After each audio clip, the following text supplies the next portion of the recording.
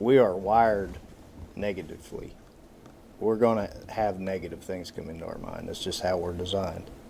So you got the choice where you can either listen to that. It all goes back to your why. Like, your why's got to be strong. And then you just have a clear adjustment plan for that problem, a solution for the problem.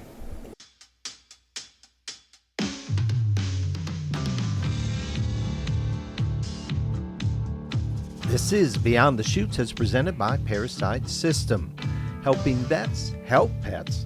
I'm Doug Simcox, and on Friday morning at the First Frontier Circuit Finals, Sam Swearingen and I sat down for one of our favorite conversations, Rodeo Mindset. And for this one, Sam and I sat down with Tyler Waltz and Raymond Hostetler to talk about the mental side of performance in the rodeo arena. This episode is part of our Quiet Enough to Ride series, built around a simple truth we've heard from the best competitors we know. The mind, just like the body, has to be exercised. What you're hearing today was recorded in the middle of the finals, not after the dust settled, but right in the moment. We talked about mindset across the 3 R's, rodeo, racing, and wrestling, and how elite competitors in all 3 disciplines train their minds the same way they train their bodies. We talked about visualization, subconscious preparation, muscle memory, and learning how to quiet the noise long enough to trust your training when it matters most. This isn't theory, it's practice, because talent may open the door, but a trained mind is what lets you walk through it. This is Beyond the Chutes is presented by Parasite Systems. Welcome to Quiet Enough to Ride. We're sitting here today, and I've got Raymond with me, and Tyler's with me, and Sam. And one of the conversations we want to have, of course, we have this rodeo series that we put together, Sam and I put together I think it was last year, Sam, we put it together, called Quiet Enough to Ride. Yeah, and it's about the mental aspects of riding and roping, anything, wrestling. Yeah. Wrestling. 3 R's. Yeah. What was it? The 3 R's? What were they? Rodeo, Yeah. racing, Yeah. and wrestling. And wrestling. and you know, I ask this. I mean, so many of the folks that we have on the show will ask what percentage of rodeo, of competition, of your ride is mental. Tyler, go. 90%. Raymond? 90%. Sam? This is where we differ. Okay. I think when you get to that high level, it's 90%, but you have to, until you get there, Yeah. you got to have the ability and put the effort in to, you know, I agree with that part too. You know, Yeah. riding once you do it, but you have to learn how to get there. Yeah. Yeah. And it's really very small part at that time Yeah. Yeah. because you're learning and You're you're learning, doing. training Yeah. your subconscious. And then once you get there Yeah. to that high level, I believe it's huge. And we believe that, you know, you don't always have to learn the subconscious you're talking about, Tyler. We don't believe you have to do that on the back of a horse either.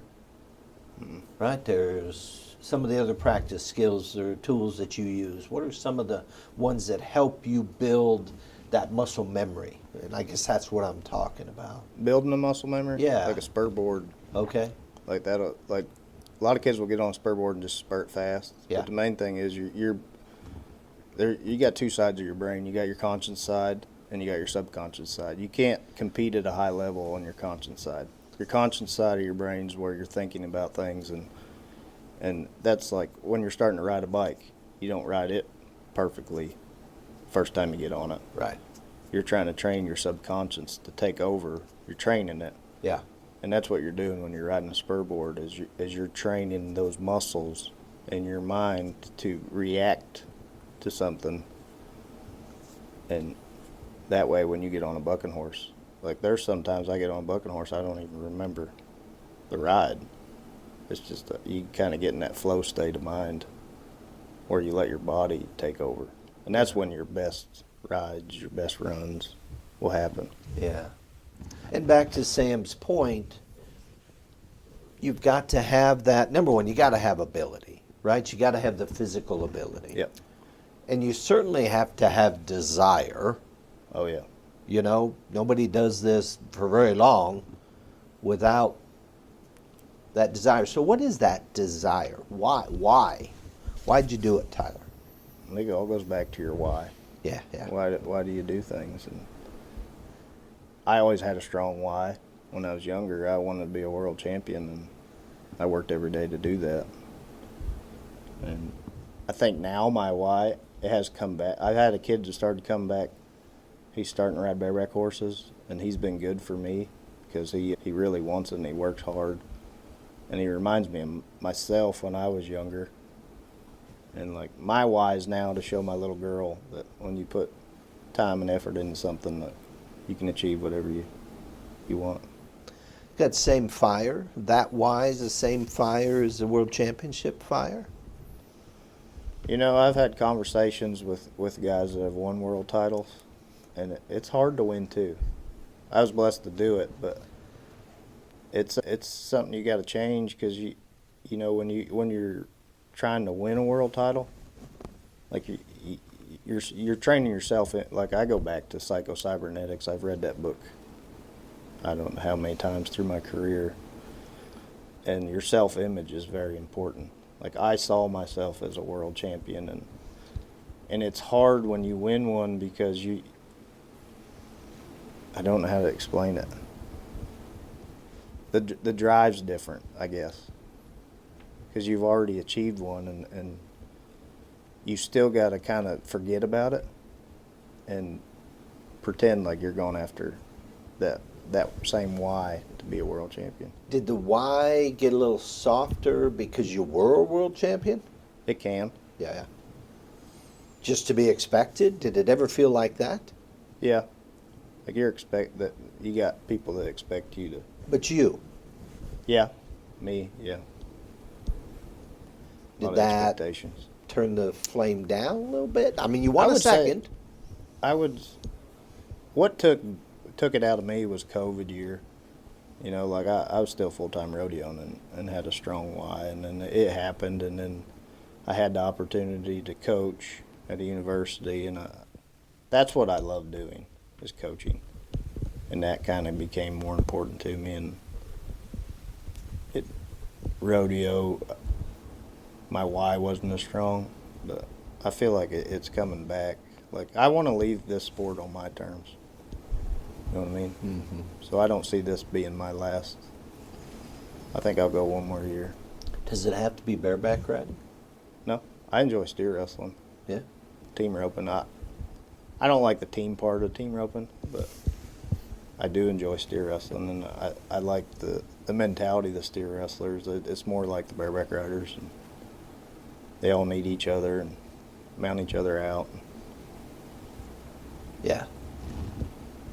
But I'll always do something in rodeo. Yeah. And you went to college, University of Tennessee, Martin. Yep. Talk a little bit about that experience. Well, Sam and my dad took me down there. You guys both went a semester, or? I think I went when you were. You and my dad went to school Yeah. there, though, didn't you? Yeah, I didn't go very long. Yeah, it wasn't very long, a semester or something. But my heart was set because my dad and Sam went to school there, and Jeff Askey was a senior my senior year of high school, and he just won a national title for Martin, and my heart was set there. I wasn't going nowhere else. And Luthi, very mental coach. Every Mondays we had a team meeting, and the guys that would listen to him, you could learn a lot. And we used to watch a movie. It was called 7 Days in Utopia, and it was about a kid that played golf and a high-level person in golf. And he had a horrible tournament and got mad and left, and he was leaving, and he got to a fork in the road, and he went towards Utopia, Texas, and wrecked his car. Well, he ends up wrecking his car, and Robert Duvall plays the character at like some professional golfer's place, and he has to spend 7 days there to get his car fixed. And Robert told him, I can get your game back if you listened to me for these 7 days, and he taught him things that didn't really pertain to golf, but pertained to life that would help his golf. And the main thing that he taught was SFT, and that's what we lived by at Martin, was see it, feel it, trust it. So it's just when you, like Coach would, whatever you want to see happen, just feel it happening and trust it. Trust your training, trust the process. So when you say see it, you're back to psycho-cybernetics at that point? Pretty much. I think every self-help book out there goes back to psycho-cybernetics. Okay. That's the best book. If you want to, it's so many world champions have read that book. And I remember one of the sections that just stood out was your body can't tell with the right kind of mental quietness. Visualization is as powerful as doing. Yep. Well, they've done studies. They've hooked up Olympic athletes on where they monitor their muscles, and they had them actually do their event, and then they had them sit there and close their eyes and like visualize doing it, and the same muscle fibers fired as if they were doing their event. Okay. And with visualization, with thought, you can do it perfect every time. The perfect ride. Yeah. I remember we were in Tucson one year, and I made the short round, and I had a stud horse of Benny's. He was young, and nobody had rode him up until that point, and everybody was talking before the draw. This is the horse they didn't want to have, and I ended up plucking him. And at first you're like, oh shoot, but I told myself, I found 2 videos of him, and you can only see 3 jumps of it. But I went to bed that night and visualized myself, put myself in the right position to get by that horse, and I showed up the next day. I probably rode him 30 times in my head. It's hard to do because sometimes I'd visualize myself bugging off of him too. But that's the hard part about visualization. Yeah. But I visualized myself riding him perfect, and I showed up the next day, and it was dead easy. I rode him, and I double grabbed, and I was like, holy smokes, I just rode this thing. And it was like 85 or something, 84 and a half. But that goes back to psycho-cybernetics. Yeah. I could have went to bed that night beat, but And what effect would that have had? I'd have been beat. You'd next been day. beat. 2 jumps? Probably. Yeah. Because he hit me in the back. That's what he'd do. He left there so hard, and then he'd hit you in the back and get you raised up. And then he did. He hit me in the back hard, and I had my feet set, and I just stayed back. And then he rode like a dream. He did all the work. So see it, that visualization. Feel it. I think that goes back to self-image, how you see yourself as a winner, and feel it in yourself that you are a winner. I don't think you can have success at rodeo and not see yourself, not in a cocky way, but you gotta have that little bit of pep in you and you can see it in guys. Can you? Oh yeah. The winners, you just watch them walk and how they talk, and Yeah. they see themselves as a winner. And then trust. Talk a little bit about that. That's like when you slide up there or when you nod, you just shut everything off and trust your ability. How do you Take do over. that? How do you shut everything off? For me, it's like deep breaths through my nose and then out through my mouth. They claim that shuts off your conscious side of your brain. And I try, if I think of anything, it's just strong mark out, and everything else will follow. But you can't in any event in rodeo or any sport, you can't be consciously thinking about what you're going to do next. And it talks about it in psycho-cybernetics, how that jams your mechanism of how your brain and your body works. Where if you're on your conscious side of your brain, you're jamming up. You're going to have mistakes. It's not flow. They call it flow state, competing in the flow state. And you have to compete there at a high level. And you have to trust the hardest part is to trust yourself, your body to take over your training. And when do you get to that point? Back to where Sam started. Gotta have the skills, gotta build the basics, gotta get the muscle memory so that you can trust. I go back to this kid that's come around. He went to the school with me, and we put him on. He's only been on like 4 or 5 horses, so he can ride that spur board really good. But did he really understand that horse moving up in the front end and like that feel to when to bring his feet and when to set his feet? And he got on. We put him on his first one down there, and it was perfect right out of there, up and down, and he had a strong mark out and felt that movement. You know, the horse didn't finish very good. He turned back. But I told him, I'm like, that second jump, like, did you feel that? Like, that horse kind of come up under you? And, like, he did. And I'm like, he knows enough about bareback riding and what it's supposed to look like. I'm like, now take that feeling you had and feel that and see yourself spurring like you're supposed to and setting your feet. Yeah. And just keep visualizing that. And I think, like, you got to be able to feel that feeling of a horse to be able to visualize it.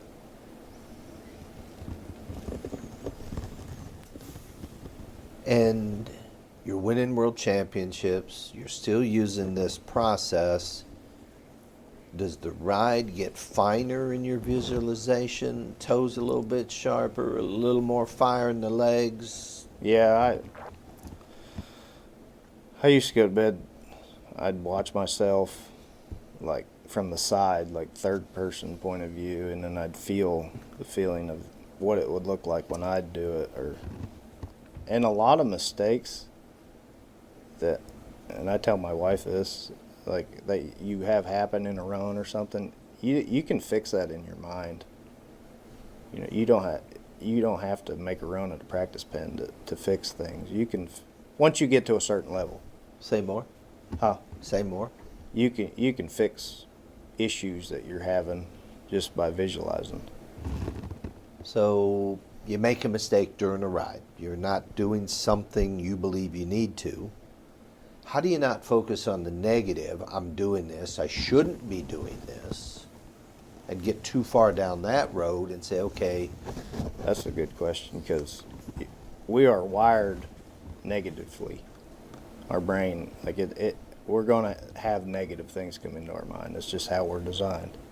So you got the choice where you can either listen to that, or you can, it all goes back to your why. Like, your why's got to be strong. And then you just have a clear adjustment plan for that problem to not let it be bigger than or have a solution for the problem. You got to have super good self-awareness. Oh, yeah. I'm focusing here or thinking here. It's not where I need to be. I need to tune through that. Yep. You better have pretty good awareness of oneself. Yep. Am I saying that right? Yeah, you are. So practice perfect. Perfect practice. Sam talks about that all the time. And like the year I coached, I lived under Luthi. First semester, we kind of opened it up, let them guys practice however long, whatever they need to do, and we wasn't winning. Second semester, I knew I needed to take charge and go back to quality practice. We elected event captains, and they helped me plan practice, and we made sure practice was for a purpose. It wasn't just go to, and the team ropings, I'll use them. Say they go run 100 steers in practice. Did they really get anything out of that practice? But say they show up and run 5 steers, but they're there working on something, and they're really in tune with what's going on. So working on something within the run, all we want you to do is this segment of that run. Yep. Whether it's scoring, Exactly. backing in the box perfect. Yep. Okay. That sort of thing. So Yep. you're breaking it almost into segments. Yep. And it takes, Coach Luthi was telling us this, it takes 21 days to develop a habit, good or bad. So it's not, you're not, sometimes if you got a bad habit, you're not going to fix it in one day. Like, it's something you got to be aware of and and fix it every day. I think goal setting is very important. You got to have goals, and you got to have daily goals and break it down, and that helps your mentality too. So you set goals when you've been off for 4 years or whatever. COVID was hard. We know that. You've been off for 4 years. You decide to come back. I mean, family's traveling. You're there anyway. Why the heck not? Right. Right? The bug hits. You got a young man that's interested. All the whys start to fire back in. So what was the goal, and what are the subset of goals you worked on, Tyler? You know, this year, like I think back, like what you said, my wife was Rodeo and I was there, and just like any old timer, you think you can still do it, but it's not as easy as it once was. I think it wasn't really till a month or two ago that kid came into my life, and I thanked him before the circuit. I was like, you brought that fire back in me of why I love the game, and didn't really have a goal. Goal was to make circuit finals. That's a horrible goal, I think. I think just making the finals is a horrible goal. You should be more specific of. That's too big of a goal. Yeah. Too broad? I mean, you see it all the time. Guys set goals. Easy. Too easy? Guys set goals to make a finals, and just use it as an NFR. You know, then they're battling all for that 15th spot. Well, why not say I want to win a world title or be top 5 in the world for a chance at a world title? Then you might land, say, 8th instead of down there fighting for the bottom position to make the finals. And this kind of ties back to what you said earlier. If my goal is to win a world title, if my goal is to make the finals, and I almost said just make the finals, I don't want to diminish that, but if my goal is to make the finals, then is my goal met? I'm happy. I show up Right. at the finals, but I'm Yeah, happy. what's your goal then? Yeah, Yeah. exactly. Is it that? Yeah, it's just a horrible goal to have. And it's so different with everybody. And Yeah. You want to see this is so good. I never did goals. I never did anything like that. You didn't know about cyber science. Next, I'm an old fat guy, so you didn't know about this stuff. You just knew you wanted to win. Yeah. And I go back to wrestling. Like I said when we interviewed our wrestling coach, when I beat the guy that was supposed to win states, he said, there's a big write-up and all that stuff in the paper and everything. I said, hell, I beat him before. I ain't going to lose to him. Again. Yeah. I ain't going to lose. If you beat me, I'll never beat you. But if I beat you, you ain't going to beat me because it's all here. Yeah, And, it is. And it relates back to riding bucking horses, And I did finally get, if you got bucked off, I did finally crack that hump. But it was a while, Yeah. that my mind let me do it, Yeah. And it's like Raymond and his background, if the listeners don't know, he was Amish, and he came to me. He was probably, 2 years out in the world when he came to me, or? Yeah, year? about a year and a half maybe. And he'd already been getting on broncs, and I wish he'd have come to me at the start. It'd have been a little easier. you Yeah, know. But his mindset, never hearing any of this stuff and everything different, it's got to be so. This is. I don't know if this is new to you, but it's got to be different for you than it is for Tyler. He grew up in it. Right. So It- you a grew lot up in different. work. Yeah. That was I it. thought I did it because I thought I could win because I was tougher than everybody else. Mhm. Basically, I was just all muscle. And that goes back to self-image too. Like you saw yourself as Yeah. tough, and I Able was to going to win. do it because I could do it. You're Yeah. tougher than the English guys because they don't work like you do. That- Is that what you thought? Pretty much, yeah. Yeah. I'll muscle it, and Well, yeah. When you Stay got on. on broncs, you tried to outmuscle them. I did, yeah. That was the most difficult thing to change it because that's all you did. yeah, and that's Yeah. it don't work, and Oh, no. no matter how strong you He are. grabbed that rein and suck that air in and go. It's like, oh, geez. I had to unlearn a lot of stuff. Like, Yeah. like it's like opposite of what you wanted, what I thought you're supposed to do. You almost have to have that I don't give a crap mentality, but still aggressive at the same time. Yeah, and it's uncomfortable at first to stick your rein out there. Yeah. Like That goes you back want to the hold truck. back. Like it's Natural unnatural. reaction. Yeah, you're in control, right? Yeah, When but you're once what I you used to once you do. feel that it works, it's Yeah. like, oh, this actually works. That's what I did when I tried to ride broncs. Pulled over my hip like Yeah. I was riding a bull. And Hang on. then when you pass their ears, you're like, well, that don't work. And then that young boy that's been coming to the house and just, we don't have broncs anymore or anything, but I got him on the spur board and it was almost natural. First Yeah. couple Yeah. he got on, he did it fairly decent. Yeah. You know, it's Yeah, like, it- I have never had a kid that never been on it one before. Right. And it was easy. It was easy for It him. was I easy. don't know if it was just because he was been around rodeo, but I was really surprised how good, like Me too. how good he did. Like Yeah. he's just doing it. Like he's.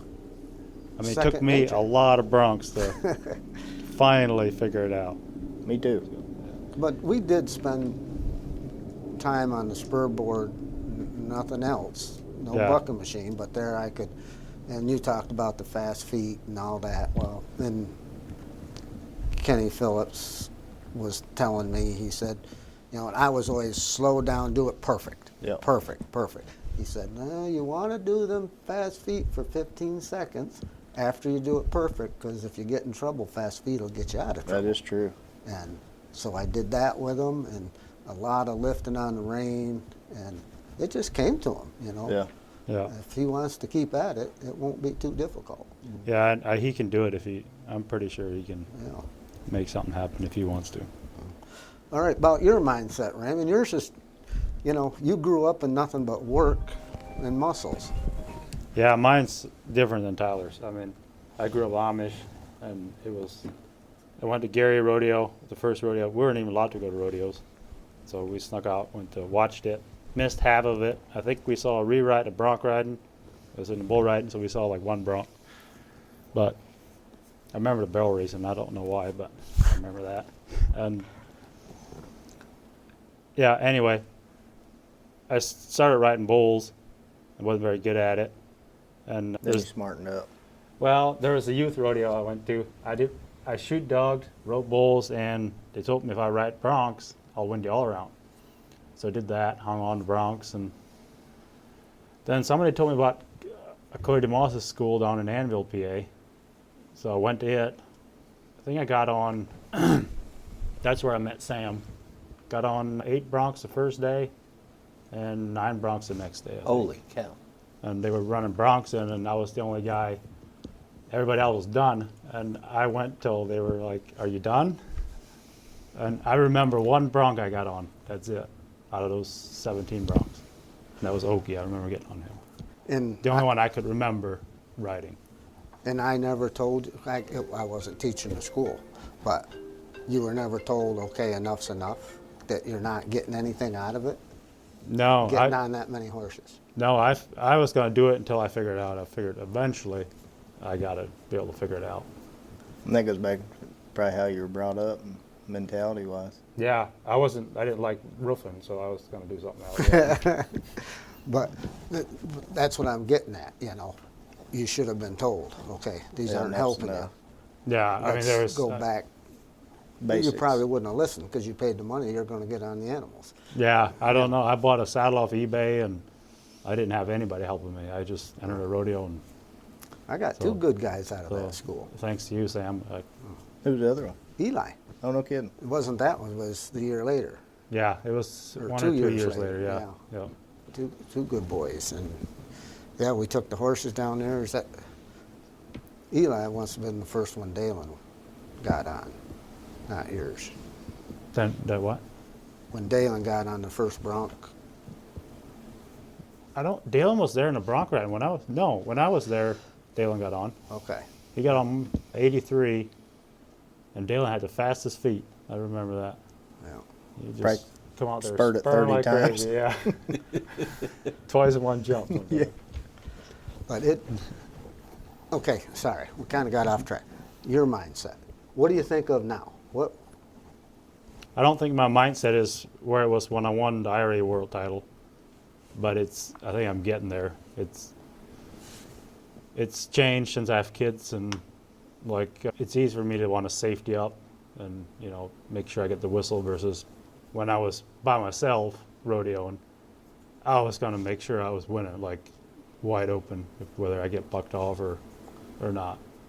But So- yeah, So when you say safety up, I need a paycheck. yeah, yep, And that makes sense, right? To get people to feed, right, family to feed. yeah. But that usually it doesn't work.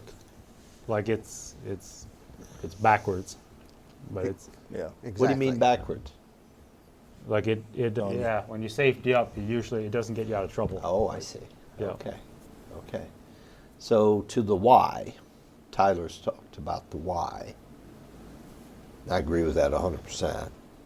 You better know your why. And in those moments when you need it most, it better be enough to fire through. Yeah. Whether that's broke down at a bus stop because it's cold. Why am I doing this? Right? Yeah. Yeah. You better be clear. You Yeah. better, because that's what's going to. And that's what Coach Luther used to say. Like you gotta. He would make us write down like why we do what we do and like why I lift on the rigging the way I do. Because he's like, somebody's gonna ask you sometime, why do you do that? Yeah. If you don't, if your why's not strong enough, you'll question yourself. Like they can get in your head that way. But if your why is strong enough, you're like, well, this is why I do it. And you know what I mean? Yeah. It all goes back to your why. Yeah. I think So, putting a plan together for 2026, both of you. Give us the approach, whether it's writing it down, determining the why, and I'm questioning this. I'm not telling anything. Doubling up on mental practice. What's your game plan for 2026? The mental aspect of rodeo.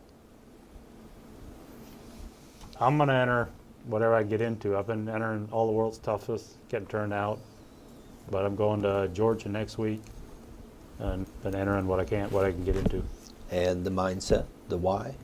Go win. Yep.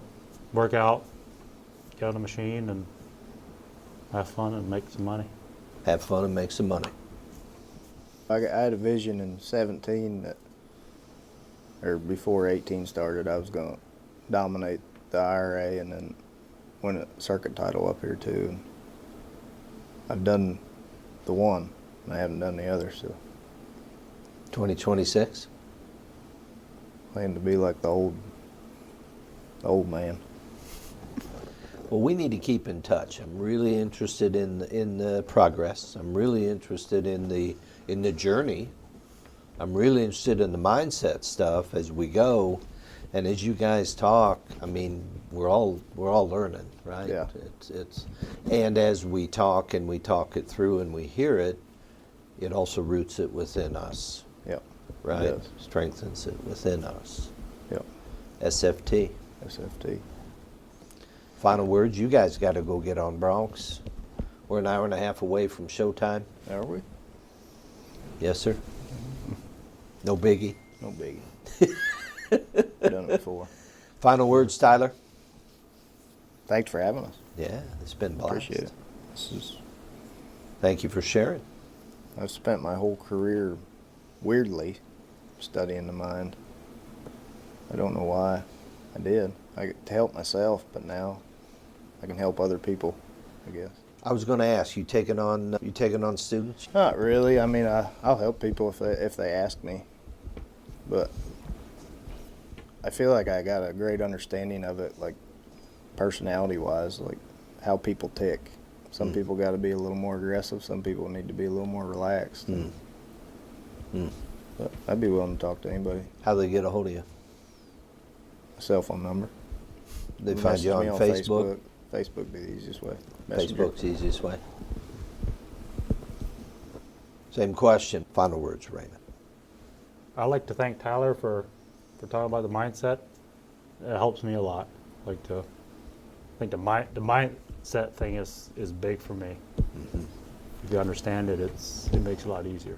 And we went a lot together that year. We won the world. It makes a difference if you're traveling with. Your traveling partners are huge. Oh, If you're, I can Like we imagine. fed off each other. yeah. I felt like.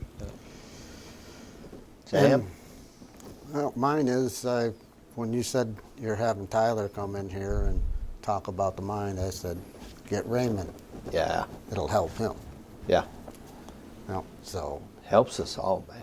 Oh, it does. I love the subject. I've seen kids phenomenal in practice. Can't take it to the arena. Yeah. It's all right between their ears. Yep. All right, guys, go have fun. 2 belt buckles to be won. We'll see you tonight. As this quiet enough to ride conversation comes to a close, one thing stands out clearly. Mindset isn't something you either have or don't have. It's something you work on, something you train, something you strengthen, just like the body. What we recorded on Friday morning was a reminder that across rodeo, racing, and wrestling, the competitors who last the longest aren't just physically prepared. They've learned how to manage pressure, stay present, and trust what they've already put in the bank. When the noise gets loud, the answer isn't always more effort, it's clarity. It's calm. It's being quiet enough to let instinct take over. That lesson reaches far beyond the arena, into leadership, family, relationships, and everyday life.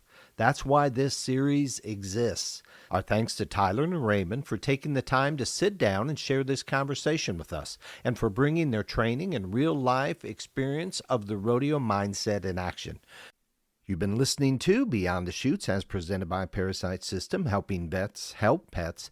Before we wrap up, we've got something for all you rodeo road warriors out there. A good friend of ours, Mr. Stan Cromlish, has just a thing to make those long hauls a little smoother. Hey, Rodeo Road Warriors! Stan Cromlish here from the Wandering Gypsy RV Life Podcast. Ever had a trip go sideways, faster than a bronc out of the chute? Grab my book, Rolling Smooth, How to Enjoy the RV Life Without Losing Your Cool. Packed with real RV stories, hard-won lessons, and a few laughs at my expense. Listen on Audible. Snag a copy at WanderingGypsyRVLife.com and catch the Wandering Gypsy RV Life podcast for more wild tales from the road. Don't just ride, roll smooth. Today's episode is also brought to you by Simcox & Company. 4 barbers, 4 generations strong, Deb, Tom, Eli, and Troy, keep the tradition alive. No appointment needed, just walk in, share some good conversation, and leave looking sharp. It's also brought to you by Nikki McLeod, whose albums Prepaid and Some Kind of Reckless are available now wherever you find your music. And I've been reading Steve Gander's new book, World's Toughest Rodeo, where an Iowa farm boy takes his Midwestern life lessons to rodeo. It's a fast-moving, page-turning ride through the grit and glory of the arena. It's out now on Amazon. And don't forget Liesl Harris's This Ain't My First Rodeo. Available now on Amazon. The story of the legend, told the way only Liesl could tell it. This has been a BTC production. Until next time, thank you for listening.